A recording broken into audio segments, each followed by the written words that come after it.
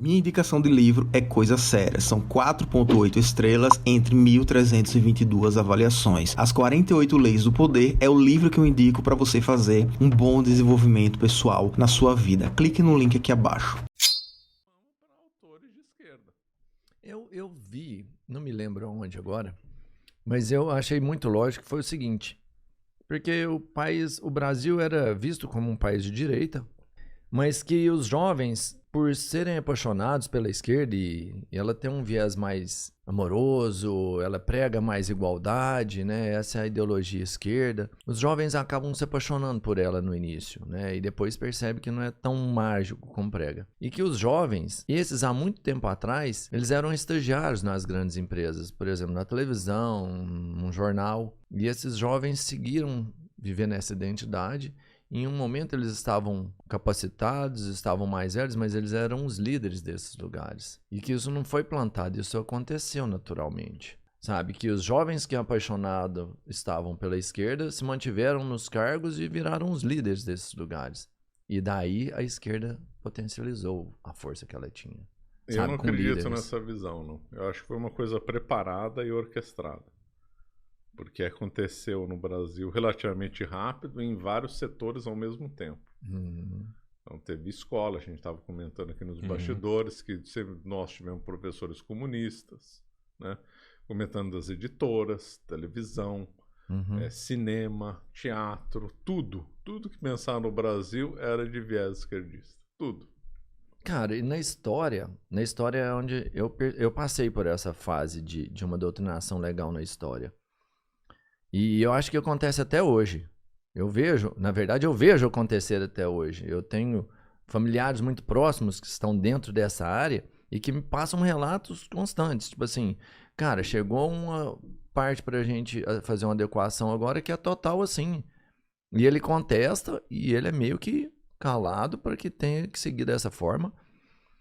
Então, existe realmente uma ideologia que tem que ser seguida dentro principalmente das escolas, para que seja visto dessa forma.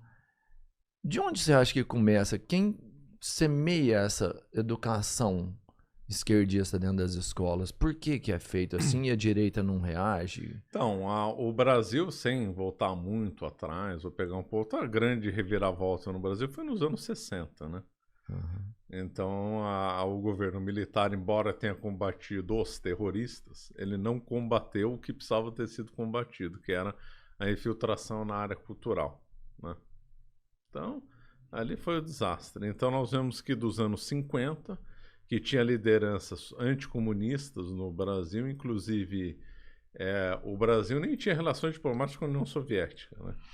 A relação, houve uma tentativa com Getúlio Vargas, foi no ano do Jânio Quadros que o Brasil começou a ter relações diplomáticas com a União Soviética. Então o Brasil ele tinha um pensamento, inclusive de Estado, até anticomunista. E aí de repente a coisa muda. Mesmo os militares, eles acabaram estreitando os laços com a União Soviética comercialmente. O Geisel tinha a versão dos Estados Unidos, veja só. Ele não fez um plano, o plano, né, da usina nuclear do Brasil, que aliás foi muito bem feito porque era alemão, mas ele não fez buscando o melhor para o Brasil, ele fez com raiva dos americanos, que ele odiava. Ele manteve relações frias com o Carter, que era o presidente na época. Então nós vemos uma reviravolta nos anos 60 política, que o Brasil estava de costas para a União Soviética. Havia lideranças anticomunistas fortes, como por exemplo Carlos Lacerda. Já havia uma certa infiltração, não vamos ser ingênuos, de universidade, aquilo, mas não era intensa.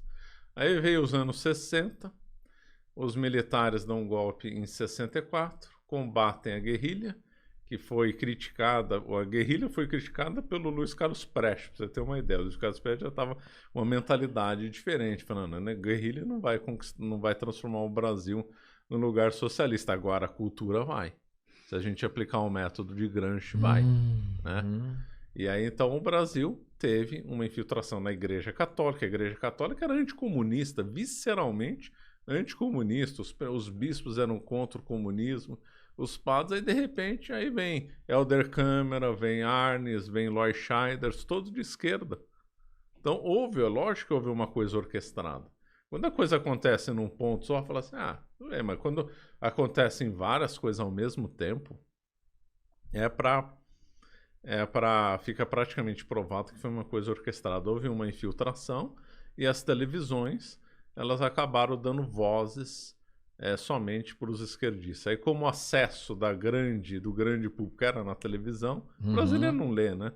Não. E os poucos que liam tinham acesso ali pro comunista. Então, o fulano tá lá no interior, assiste a Rede Globo, fica o dia inteiro com doutrinação comunista e vai, né? Aí depois em casa as famílias se tornam mais comunistas, socialistas, só aí vai passando para os filhos e vai indo. Por isso que tá esse desastre no Brasil. Se eu fosse pôr o ponto de inflexão, seria os anos 60. Você acha que hoje a gente está vivendo o resultado máximo disso aí? Sim. É hoje. Quando o Brasil saiu do regime militar em 85, ele era mais esquerdista do que em 64, mas muito mais. Por volta de 45 da economia estava na mão do Estado. O Estado era o grande garantidor, práticas assistencialistas, isso vendo do ângulo estatal. Né? Do ângulo midiático, já nem vou falar mais da televisão, que eu já falei demais. Nas editoras, universidades, tudo comunista. Tudo. Eu acho estranho porque a gente conseguiu ter um momento, né, nos últimos anos aí de falar, esquerda não, vamos caminhar pro lado da direita, mas mesmo assim a gente perde a chance e agora eu acho difícil voltar a ter uma chance igual. Nossa, e pra mim a tendência vai só piorar, cara. Vai, porque tem um ditado brasileiro muito bom, o diabo ajuda a fazer, mas não ajuda a esconder. Então o que aconteceu? As pessoas começaram a ter acesso à internet. YouTube, e aí essa turma que não tinha espaço na grande mídia começou a se mostrar em lugares alternativos. Alternativa é essa internet. E aí, quem tem boa vontade fala assim, foi enganado a vida inteira.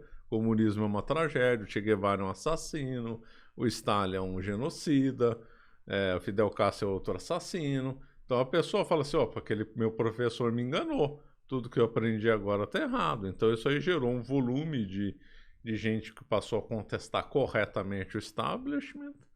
Isso aí disseminou. Isso aí gerou uma onda anticomunista muito forte no Brasil, né? Que aí permitiu a vitória do Bolsonaro. Porém, o Bolsonaro também fez um monte de erros.